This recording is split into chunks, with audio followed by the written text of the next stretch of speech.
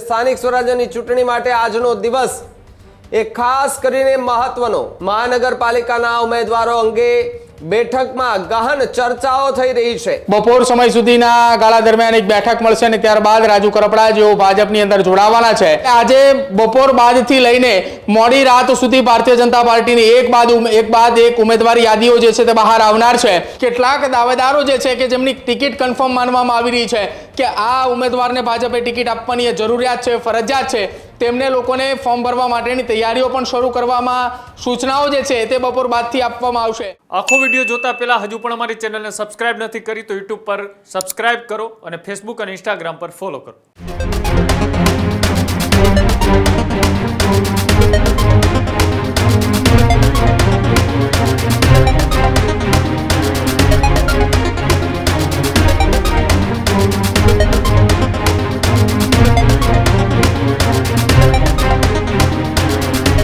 સ્થાનિક સ્વરાજ્યની ચૂંટણીને લઈને તમામ પક્ષોએ પોતપોતાના લિસ્ટો જાહેર કરી રહી છે। બધાની વચ્ચે ભારતીય જનતા પાર્ટીનું જે સસ્પેન્સ બનાવવાવાળું જે લિસ્ટ છે એ લિસ્ટ ક્યાર સુધીમાં જાહેર થશે અને કોના નામો જાહેર થશે તેના પર અત્યારે હાલ તો ચર્ચાઓ થઈ રહી છે। બધાની વચ્ચે સ્થાનિક સ્વરાજ્યની ચૂંટણી માટે આજનો દિવસ એક ખાસ કરીને મહત્વનો માનવામાં આવી રહ્યો છે। આજે ભારતીય જનતા પાર્ટીના મનપાના ઉમેદવારોના નામ જે છે તે જાહેર થઈ શકે છે। લાંબી મથામણ બાદ ભારતીય જનતા પાર્ટીના ઉમેદવારોનું લિસ્ટ જાહેર થશે। આજે ગમે ત્યારે ભાજપના ઉમેદવારોની યાદી જે છે તે જાહેર થઈ શકે છે। મહાનગરપાલિકાના ઉમેદવારો અંગે બેઠકમાં ગહન ચર્ચાઓ થઈ રહી છે। જનરલ બેઠક પર ઓબીસી ઉમેદવારોને લડાવવા માટેની એ માંગ કરવામાં આવી હતી।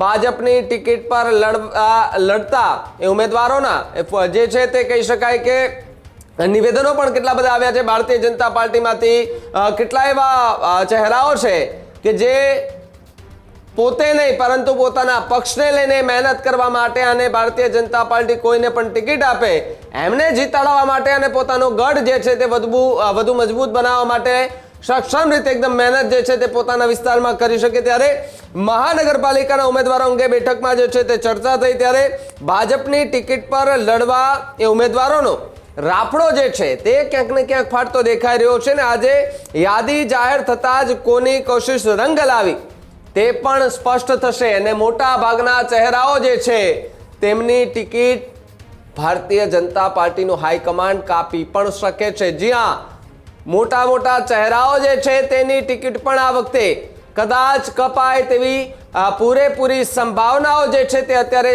ખાસ કરીને દેખાઈ રહી છે અને આ ટિકિટો જે છે જે લિસ્ટ જાહેર થવાનું છે એ લિસ્ટને પણ ક્યાંક ને ક્યાંક ખાસ માનવામાં આવી રહ્યું છે। પ્રદીપ મારી સાથે જોડાયા છે। પ્રદીપ, ગુજરાતની રાજનીતિનો આજે મહત્વનો દિવસ મનાઈ રહ્યો છે કારણ કે કોંગ્રેસ અને આમ આદમી પાર્ટી લિસ્ટો સતત જાહેર કરી રહી છે। ભારતીય જનતા પાર્ટી આજે સાંજ સુધીમાં એક લિસ્ટ જાહેર કરે તેવી સંભાવનાઓ છે। આજે પ્રદેશ પાર્લામેન્ટરી બોર્ડની અંતિમ બેઠક મળવા જઈ રહી છે। લગભગ 6 કલાક જેટલો સમય જે છે તે આજની બેઠક માટેનો નક્કી કરવામાં આવ્યો છે। વહેલી સવારથીના જ પ્રદેશ ભાજપના પ્રમુખ જગદીશ વિશ્વકર્મા અને મુખ્યમંત્રી નિવાસસ્થાને એક બેઠકની શરૂઆત થઈ ચૂકી છે। બપોર સમય સુધીના ગાળા દરમિયાન એક બેઠક મળશે અને ત્યારબાદ રાજુ કરપડા જેઓ ભાજપની અંદર જોડાવાના છે। જો કે બીજી તરફ પૂર્વ આઈપીએસ મનોજ નીનામા પણ પીસી બરંડાના હાથે શામળાજી નજીક આવેલા ભિલોડા ખાતે ભાજપના એક કાર્યક્રમની અંદર ભાજપમાં જોડાવાના છે। આ બંને ભારતીય જનતા પાર્ટીની અંદર નેતાઓ જોડાયા બાદ એક યાદીઓ બહાર આવી તેવી શક્યતાઓ છે। સમયગાળો જો વાત કરવામાં આવે તો બપોરે 3 વાગ્યાની આસપાસથી ભાજપ એક બાદ એક યાદીઓ જાહેર કરે કે જેમાં સૌથી પહેલા દક્ષિણ ગુજરાત અને સૌરાષ્ટ્રના પંથકોની અંદર ઉમેદવારો જાહેર કરે તેવી સંભાવના શક્યતાઓ છે। કેમ કે હવે 2 દિવસનો સમયગાળો વધ્યો છે। 10 તારીખ અને 11 તારીખ આ 2 દિવસ દરમિયાન ભાજપ ગુજરાતની અંદર 12,000 ઉમેદવારોના ફોર્મ ભરવાના છે। તમામ જગ્યા ઉપર ભારતીય જનતા પાર્ટીનો જે સિલસિલો છે કે ઉમેદવારો ફોર્મ ભરવા જાય ત્યારે ચૂંટાયેલા પ્રતિનિધિઓ તેમની સાથે રહે એટલે ધારાસભ્ય હોય, મંત્રીઓ હોય, સાંસદો હોય, રાજ્યસભાના સાંસદો હોય, આ તમામ લોકોએ તેમની સાથે રહે, સાથે જ સંગઠનના હોદ્દેદારો પણ એ ચૂંટણી ફોર્મ ભરતી વખતે તેમની સાથે રહે તેવી સંભવત શક્યતાઓ જે છે કે દર વખતે ભારતીય જનતા પાર્ટીના નેતાઓ સાથે રહે જ પ્રમાણે આ વખતે પણ ભાજપના દિગ્ગજ નેતાઓ સાથે રહેવાના છે। એટલે 2 દિવસ સુધી સતત ભારતીય જનતા પાર્ટીના ઉમેદવારોના ફોર્મ ભરાવાની પ્રક્રિયા શરૂ કરવામાં આવશે. એટલે આજે બપોર બાદથી લઈને મોડી રાત સુધી ભારતીય જનતા પાર્ટીની એક બાદ એક ઉમેદવારી યાદીઓ જે છે તે બહાર આવનાર છે.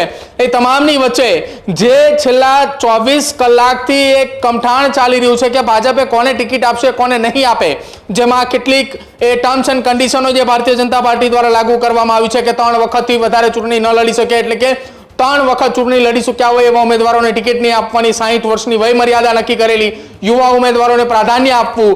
એટલે આ તમામ વાતો જે છે તેને લઈને ધ્યાને રાખી અને ચૂંટણી મેદાનની અંદર ઉમેદવારો ઉતારવામાં આવશે.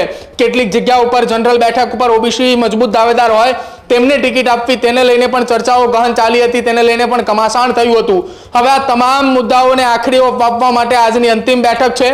સૌથી વધારે ભારતીય જનતા પાર્ટીને જો કોઈ કાઠું લાગ્યું હોય તો એ સૌરાષ્ટ્ર ઝોનની પસંદગી માટે, કેમ કે ત્યાં જિલ્લા પણ વધારે છે, સીટો પણ વધારે છે, મહાનગરપાલિકાઓ પણ સૌરાષ્ટ્રની અંદર વધારે છે, નગરપાલિકા, જિલ્લા પંચાયત, તાલુકા પંચાયત, આ તમામની અંદર ચૂંટણી માટે સૌથી મોટું કમઠાણ ભાજપ માટે કહી શકાય એ સૌરાષ્ટ્ર છે. અને સૌરાષ્ટ્રના નામ પર ગત મોડી રાત્રે મોહર લાગી ચૂકી છે. હવે બાકી રહ્યું તો માત્ર ને માત્ર નામ જાહેર કરવાના, એ પણ આજે બપોર બાદ એ સંપૂર્ણપણે સૌરાષ્ટ્ર ઝોનની અંદર એક બાદ એક જિલ્લાની અંદરથી ફોર્મ ભરાવવા માટેની પ્રક્રિયા શરૂ કરવા માટેના આદેશો આપવામાં આવશે. કેટલાક દાવેદારો જે છે કે જેમની ટિકિટ કન્ફર્મ માનવામાં આવી રહી છે કે આ ઉમેદવારને ભાજપે ટિકિટ આપવાની જરૂરિયાત છે, ફરજિયાત છે, તેમને લોકોને ફોર્મ ભરવા માટેની તૈયારીઓ પણ શરૂ કરવામાં સૂચનાઓ જે છે તે બપોર બાદથી આપવામાં આવશે. એટલે આજના દિવસ માટે ભાજપના જે નેતાઓ છે કે જેમને દાવેદારીઓ કરી છે એમની માટે મહત્વપૂર્ણ દિવસ છે. અને આજના દિવસ દરમિયાન એક બાદ એક યાદીઓ પણ જાહેર થશે. બપોરના 3 વાગ્યાના અરસાની આસપાસથી ચૂંટણી માટે જે દાવેદારોએ પોતાની દાવેદારી નોંધાવી છે તેમના નામો સામે આવશે. અને સૌથી વધુ મહત્વની વાત, યુવા ઉમેદવારોને પ્રાધાન્ય અપાય તેવી શક્યતાઓ સંભવત છે, જેમાં 2 નામ તો અત્યારથી નક્કી માનવામાં આવી રહ્યા છે. એક પૂર્વ આઈપીએસ મનોજ નિનમા અને બીજી તરફ આમ આદમી પાર્ટીમાંથી રાજીનામું આવેલા ખેડૂત નેતા રાજુ કરપડા, કે જેઓ પણ સુરેન્દ્રનગર જિલ્લાની મૂળી બેઠક પરથી ચૂંટણી લડે તેવી પૂરેપૂરી શક્યતા સંભવત વ્યક્ત કરવામાં આવી રહી છે. ભાવિક, બિલકુલ પ્રદીપ, આભાર જોડાવા બદલ અને માહિતી બદલ. આ જ પ્રકારની તમામ અપડેટ જોવા માટે ન્યૂઝરૂમ ગુજરાતને લાઇક, શેર અને સબસ્ક્રાઇબ કરવાનું ભૂલતા નહીં.